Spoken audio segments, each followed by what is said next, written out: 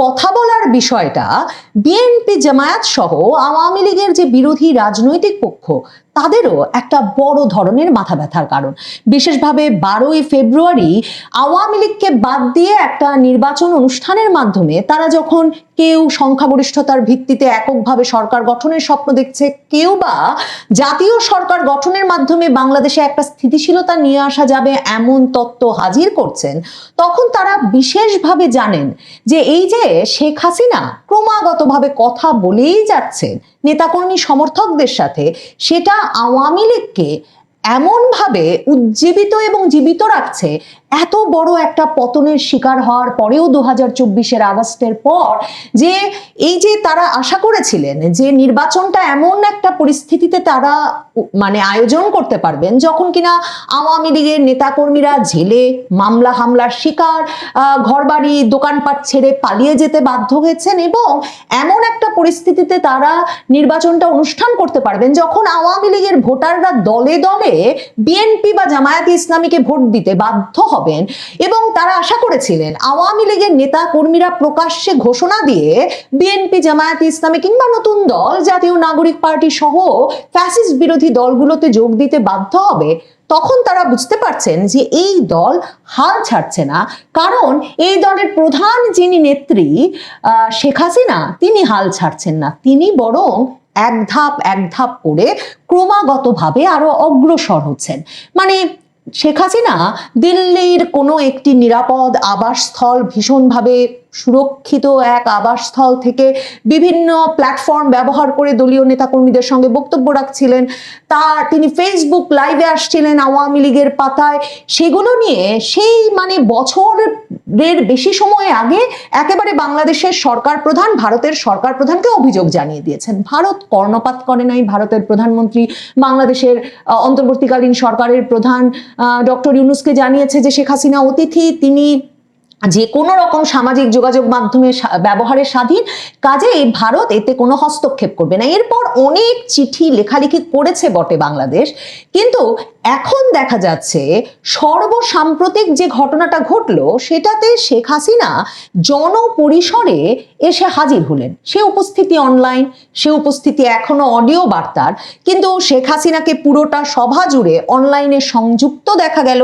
এবং শেখ হাসিনা অডিও বার্তা এবার তার দলীয় নেতাকর্মীর উদ্দেশ্যে দেন নাই, কিংবা দেন নাই ফেসবুক লাইভে গিয়ে আওয়ামী লীগের ভক্ত সমর্থকদের উদ্দেশ্যে, বরং ভারতে জড়ো হওয়া বা ভারতে থাকা বিভিন্ন আন্তর্জাতিক মিডিয়ার সংবাদদাতা এবং বিদেশি সাংবাদিকদের উদ্দেশ্যে তিনি একটা বক্তব্য রেখেছেন। তার সরাসরি 5ই আগস্টের পর একটা জনপরিসরে শেখ হাসিনার প্রথম বক্তব্য এই 23শে জানুয়ারির বক্তৃতাটি। স্বাভাবিকভাবেই তারেক রহমান, ডাক্তার শফিকুর রহমান সহ বিএনপি জামায়াত নেতৃবৃন্দের জন্য এটা অস্বস্তিকর, কারণ এই যে প্রত্যেকটি ধাপ, এটাকে যত ছোট করেই সমালোচকরা, আওয়ামী লীগ রাজনীতির সমালোচকেরা বা বিরোধীরা দেখান না কেন যে কই আপনাদের নেতৃত্ব এখনো ভিডিওতে আসছেন না, কই তিনি তো প্রকাশ্যে আসছেন না, কিন্তু ভারতের সাংবাদিকরা বলছেন, ভারতের নিরাপত্তা বিশ্লেষকরা বলছেন যে এই প্রত্যেকটি ধাপ একটি করে ধাপে অগ্রসর হওয়া,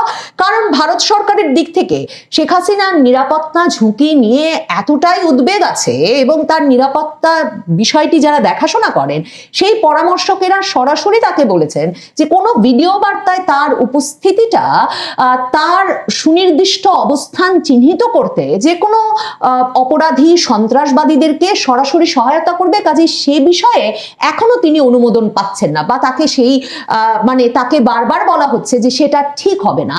কাজেই শেখ হাসিনা এই যে অডিও বার্তাতে উপস্থিত হলেন জনপরিসরে এবং অনলাইনে সংযুক্ত থাকলেন কয়েক ঘন্টা ধরে একটা সাংবাদিক সম্মেলনে, যেখানে তিনি সরাসরি অন্তর্বর্তীকালীন সরকারকে অপসারণের ডাক দিলেন, যে বক্তৃতা তিনি প্রিয় দেশবাসীর উদ্দেশ্যে দিলেন, বাংলাদেশের সাহসী নারী পুরুষের উদ্দেশ্যে দিলেন এবং বাংলাদেশকে তার অন্ধকারতম সময়ে থেকে উদ্ধারের জন্য বাংলাদেশের নারী পুরুষকে ঐক্যবদ্ধ হতে বললেন এবং বললেন যে বাংলাদেশকে চরমপন্থীদের হাত থেকে, মৌলবাদীদের হাত থেকে উদ্ধার করতে হবে এবং সেই উদ্ধারের প্রথম পদক্ষেপ হচ্ছে ইউনূস সরকারের অপসারণ।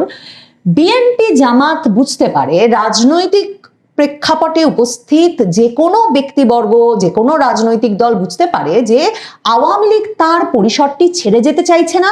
শুধু সেটাই বিষয় নয়, ভারত এই বার্তাটি বাংলাদেশের আওয়ামী বিরোধী রাজনৈতিক শক্তিগুলোকে এবং বাংলাদেশের অন্তর্বর্তীকালীন সরকারকে দিতে চাইছে যে আওয়ামী লীগকে রাজনৈতিক পরিসর তৈরি করে না দিলে, আওয়ামী লীগের রাজনৈতিক কার্যক্রমের ওপর থেকে নিষেধাজ্ঞা তুলে না নিলে, আওয়ামী লীগকে সহ একটা নির্বাচনের পথে বাংলাদেশ না হাঁটলে বাংলাদেশে কিছুতেই রাজনৈতিক স্থিতিশীলতা আসবে না। এবং রাজনৈতিক স্থিতিশীলতা না এলে বাংলাদেশে একটা সামগ্রিক অর্থনৈতিক এবং আইন শৃঙ্খলা দিক থেকে যে স্থিতিশীলতা প্রত্যাশা করা হয় সেটা অসম্ভব হয়ে পড়বে। মানে যে আশঙ্কাটা জামায়াতে ইসলামীর আমির করেছেন, যে কারণে তিনি গিয়ে তারেক রহমানকে বলেছেন, রয়টার্সের সাক্ষাৎকার দেওয়ার সময় বলেছেন যে 5 বছর একটা স্থিতিশীল সরকার চালাতে হলে সকলে মিলে জাতীয় সরকার গঠন করতে হবে।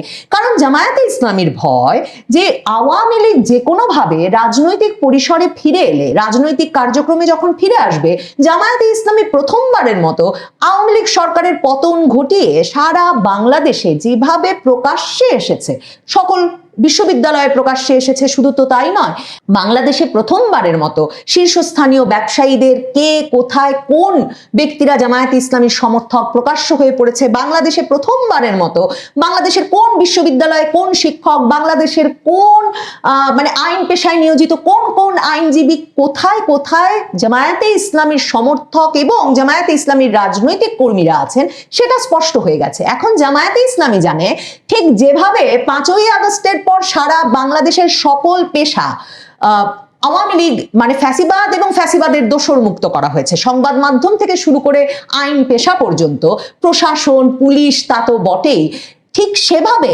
এমনকি কারখানা পোড়ানো হয়েছে, কারখানা ভাঙা হয়েছে। আওয়ামী লীগ আবার ক্ষমতায় এলে জামায়াতে ইসলামীকে আবার একেবারে মুহূর্তের মধ্যে মানে সেই অপ্রকাশ্য পরিস্থিতিতে চলে যেতে হবে, যেটাকে বিএনপি গুপ্ত রাজনীতি বলে। বিএনপি জানে তাদের 17 বছরের এক রকমের সংগ্রামের ফলশ্রুতিতেই তারা জানে যে হামলা মামলা করেও বিএনপির নেতা কর্মী সমর্থকদের কিন্তু দলে দলে আওয়ামী লীগ বানিয়ে ফেলা যায়নি, যে কারণে তারেক রহমান 25শে ডিসেম্বর ফিরেছেন মাত্র বিএনপি এক রকমের জনজোয়ার টের পাচ্ছে তাদের দলের পক্ষে। কারণ সারা বাংলাদেশে তাদের সংগঠন, তাদের নেতা কর্মী সমর্থকেরা অপেক্ষা করছিলেন নেতা ফিরবে, দল চাঙ্গা হবে, দল ক্ষমতায় আসবে। কাজেই বিএনপি জানে আওয়ামী লীগের যে সমর্থন সারা বাংলাদেশে আছে, 35 থেকে 45% ভোট, যে ভোট আওয়ামী লীগ বরাবর নির্বাচনে পেয়েছে, এমনকি 1979 সালে সেইবারও সে 28 থেকে 30% মতো ভোট পেয়েছে। প্রথমবারের মতো 75-এ বঙ্গবন্ধু নিহত হওয়ার পর 2 ভাগে বিভক্ত আওয়ামী লীগ নির্বাচনে অংশগ্রহণ করবার পরেও প্রেসিডেন্ট জিয়ার আমলে। কাজেই বিএনপি জানে ভোটের হিসাবটা কি, জামায়াত ইসলামী জানে ভোটের হিসাবটা কি। সেখানে তাদের একমাত্র মাথা ব্যথার কারণ যে এই দলটিকে কিছুতেই, এমনকি বছর 2 বা একটা লম্বা সময়ের জন্য, মানে একটা তাৎপর্যপূর্ণ সময়ের জন্য এক রকমের অজ্ঞাতবাসে পাঠিয়ে দেওয়া গেল না। এমন পরিস্থিতিতে যখন কিনা তার এই দলের নেত্রীকে বাংলাদেশ ছাড়তে হয়েছে, এই দলের নেত্রী আরেকটি দেশের আশ্রয়ে এক রকমের নিরাপদ সুরক্ষিত স্থানে আছেন এবং এই দলের নেত্রীর যথেষ্ট বয়স হয়েছে এবং অনেকেই ভাবছিলেন তিনি এত বড় পতনের পর হয়তো হাল ছেড়ে দেবেন। কিন্তু সেই শেখ হাসিনা শুধু নেতা কর্মী সমর্থকদের উদ্দেশ্যে বিভিন্ন প্ল্যাটফর্মে গিয়ে গিয়ে একেবারে তৃণমূলের কর্মীদের সঙ্গে যোগাযোগ করে নিশ্চয়ই ফিরবো, ফিরে এই অনাচার অত্যাচারের বিচার করব, আপনারা প্রমাণ রাখুন, তালিকা করে রাখুন, এসব বলে নেতা কর্মী সমর্থকদের উদ্দীপিত রাখছেন তাই নয়। এখন তিনি আন্তর্জাতিক সংবাদ মাধ্যমের সাংবাদিকদের সামনে সরাসরি অডিও বক্তব্য দিতে হাজির হচ্ছেন। আর এর আগে থেকেই শুরু করেছেন ঘন ঘন ইমেইলের মাধ্যমে সাক্ষাৎকার দিয়ে নিজেকে শিরোনামে ধরে রাখা। তার মানে আওয়ামী লীগ অনেক বেশি মাত্রায় আন্তর্জাতিক সংবাদ মাধ্যমে, ভারতীয় গণমাধ্যমে যেগুলো ইংরেজি ভাষায় লেখা হয়, যেগুলো সারা পৃথিবীতে প্রচারিত হওয়ার মতো ভাষায় প্রচারিত হয়, তার মাধ্যমে শেখ হাসিনা অনেক বেশি প্রচারিত হচ্ছেন, অনেক বেশি এয়ার টাইম পাচ্ছেন, অনেক বেশি মনোযোগ পাচ্ছেন সংবাদ মাধ্যমের এবং বিশ্ব রাজনীতির। বাংলাদেশের বর্তমানে সক্রিয় শক্তিশালী রাজনৈতিক পক্ষগুলোর চেয়ে, মানে তারেক রহমান, ডাক্তার শফিকুর রহমান, বিএনপি, জামাত কিংবা ইউনূস সরকারের চেয়ে সবসময় আওয়ামী লীগ অনেক বেশি মাত্রায় জনপরিসরে এবং সংবাদ পরিসরে আছে। বিএনপি জামায়াতে ইসলামীকে স্বাভাবিকভাবে এই বিষয়টা উদ্বিগ্ন করছে, অস্বস্তিতে ফেলছে। কারণ 12ই ফেব্রুয়ারি যদি নির্বাচন অনুষ্ঠিত হয়ে যায়, তাহলে যেই দলটি সরকার গঠন করবে কিংবা জামায়াতের আমিরের তত্ত্ব অনুযায়ী যদি একটা জাতীয় সরকারও গঠন করা যায়, তাহলেও কি আওয়ামী লীগের সেই 35 থেকে 45% ভোট দানকারী মানুষ, যাদেরকে কদিন আগে শেখ হাসিনা পুত্র জয় আল জাজিরার সঙ্গে সাক্ষাৎকারে বলেছেন যে 5-6 কোটি মানুষ, তারা কি বিএনপি জামায়াতে ইসলামীকে সরকারে থাকতে সমর্থন দেবে? তারা কি বাংলাদেশকে অস্থিতিশীল করে তুলতে পারে? দেখেন, বিএনপি জামাত একটা দিক থেকে স্বস্তি বোধ করে, তারা জানে যে আওয়ামী লীগ এমন দল নয় যে ব্যাপক সহিংসতা সৃষ্টি করে তারা বাংলাদেশের রাজনীতিটাকে মুহূর্তের মধ্যে অস্থিতিশীল করে তুলতে পারবে। মানে আওয়ামী লীগ কোনো আন্ডারগ্রাউন্ড দল নয়, কোনো গুপ্ত দল নয়। যা আওয়ামী লীগ কখনোই আত্মগোপনে থেকে রাজনৈতিকভাবে সংগঠিত হওয়ার চর্চা করেনি বা শেখেনি। কিন্তু এই যে ভয়টা একটা মিথের মতো সেই 5ই আগস্ট থেকে বাংলাদেশে ছড়িয়ে পড়েছে যে কোনো সময় শেখ হাসিনা এসে নামবেন, শাহবাগে লাখো লোকের সমাবেশ ঘটিয়ে ফেলবেন, 10 লক্ষ লোক ঢাকায় নিয়ে আসবেন। মানে আমার দেশ, নয়া দিগন্তের মতো পত্রিকাগুলো বারবার গোয়েন্দা সূত্রের বরাতে যে খবরগুলো গত কয়েক মাস ধরে ছেপেছে এবং সামাজিক যোগাযোগ মাধ্যমে সেটা তারপরে তীব্র বেগে ছড়িয়েছে, একরকমের আতঙ্কের মতো, উদ্বেগের মতো। এই আতঙ্ক উদ্বেগটাই আওয়ামী বিরোধী রাজনৈতিক শক্তিকে একরকম ব্যতিব্যস্ত রাখে, যেই রকম ভাবে ব্যতিব্যস্ত রেখেছে ইউনূস সরকারকেও। আর বিএনপি সবসময় ভাবে যে যদি 12ই ফেব্রুয়ারির নির্বাচনটা না হয় কোনো কারণে, মানে তারেক রহমান, মির্জা ফখরুল ইসলাম আলমগীর তো এখনো নিয়মিত বলছেন যে কোনো ষড়যন্ত্রে, কারণ ষড়যন্ত্রকারীরা সক্রিয় আছে, যে কোনো ষড়যন্ত্রে 12ই ফেব্রুয়ারির নির্বাচনটাও নাও হতে পারে। এমন যদি হয়ে যায়, তাহলেই কি হবে? মানে যদি একবারও ক্ষমতার কেন্দ্রে আবারও অধিষ্ঠিত হওয়ার আগেই আওয়ামী লীগ বাংলাদেশের রাজনীতিতে ফিরে আসে, তাহলে উপায়টা কি হবে? তাহলে কি আর সেই শক্তিমান আওয়ামী লীগকে সরিয়ে হটিয়ে বাংলাদেশের রাজনীতির বা ক্ষমতার কেন্দ্রে যাওয়া যাবে? এই ভাবনাগুলো নানা পক্ষকেই ব্যতিব্যস্ত রাখে এমন একটা সময়ে, যখন সকলেই জানেন যে আওয়ামী লীগ হঠাৎ রাজপথ দখল করে নেওয়ার দল। আওয়ামী লীগ ঐতিহাসিকভাবেই একবার রাজপথে যখন তারা নামবে, তখন তারা শেষ পর্যন্ত লক্ষ্য আদায় না করে ঘরে না ফিরে যাওয়ার দল। এরকম একটা দলের নেতা কর্মী সমর্থকদেরকে হামলা মামলার মাধ্যমে কতদিন ঠেকিয়ে রাখা যাবে, সে প্রশ্ন নিশ্চয়ই আওয়ামী বিরোধী শিবির নিজেদেরকে নিয়মিত করেন।